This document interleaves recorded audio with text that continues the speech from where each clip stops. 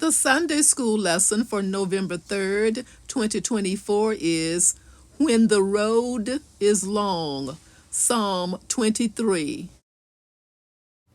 Welcome, viewers and subscribers, to my channel, The Backstory and More.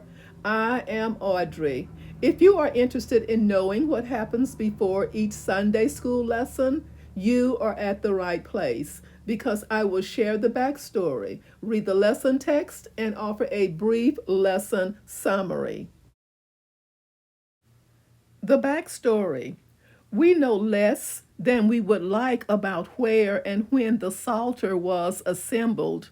There is clearly a consideration given to an arrangement of its 150 psalms.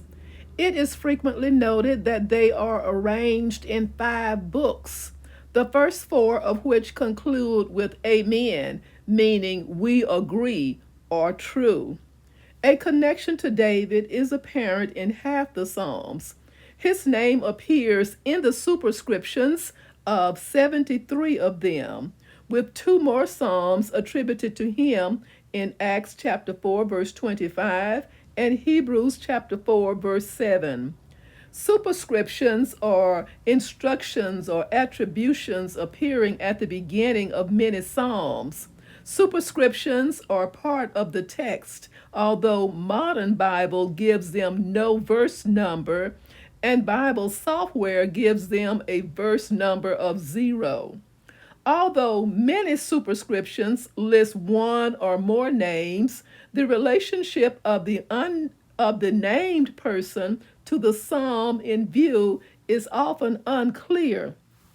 Today's text is an example.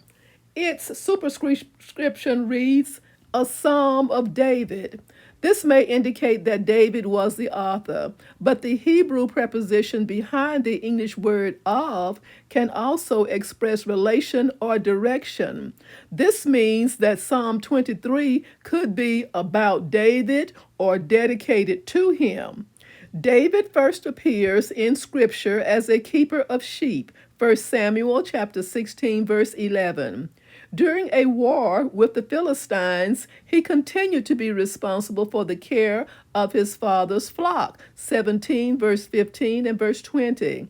That might seem to have been a safe, behind the front lines kind of job. But in that role as a shepherd, David had fought both lion and bear, chapter 17, verses 34 through 37.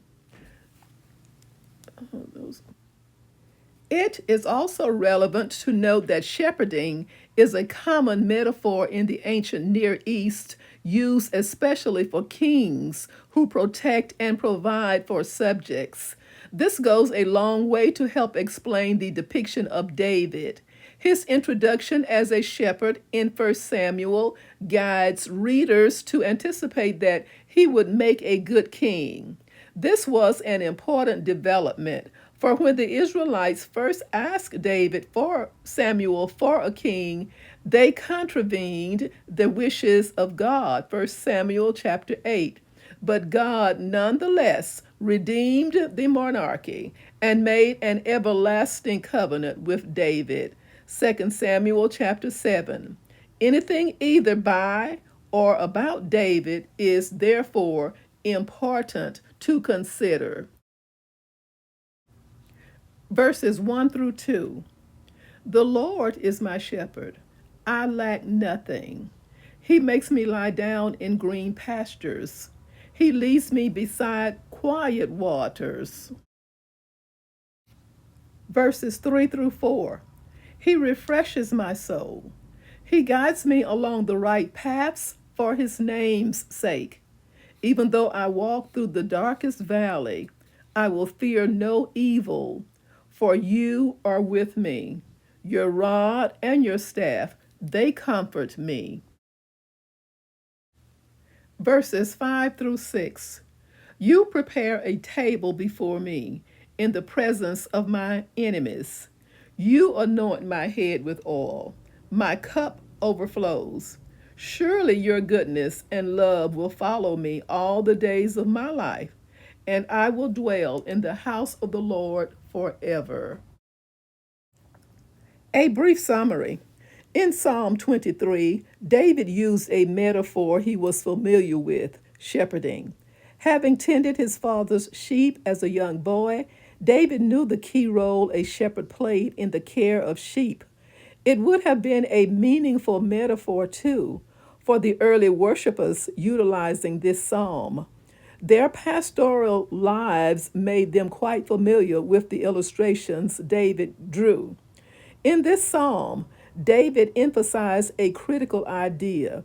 When God is our shepherd, we can look to him for rest, restoration, sustenance, and protection. God knows that we need food for our souls, not just for our bodies. God guides us to quiet places where spiritual sustenance is always available. Perhaps Jesus thought of this psalm when he spoke of living water, John chapter 4 verse 10. The deepest yearning of our hearts is completely satisfied when the Lord quenches our thirst. Sheep need a shepherd not only to provide rest and sustenance, but also to provide guidance. Sheep will stray without a shepherd. Similarly, without God's restoring guidance, pointing us down the right paths, we could easily stray, get lost, or end up in danger.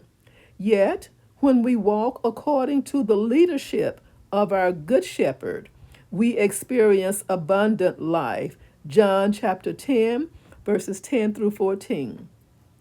In Israel, shepherds often had to lead their herds through dangerous and sheep trails bordered by sheer cliffs. They also occasionally had to fight off predators posing a threat to their sheep. Their rod and their crooked staff served as both a means of protection and as tools of rescue. God similarly protects and rescues us, even as we face discouragement, doubts, or temptations that threaten to devour us. As Paul reassures us, God is faithful. He will not let you be tempted beyond what you can bear. But when you are tempted, he will also provide a way out so that you can endure it. 1 Corinthians chapter 10, verse 13. Thank you so very much for watching and listening. Join me soon for the next backstory and more. Stay safe and may God bless.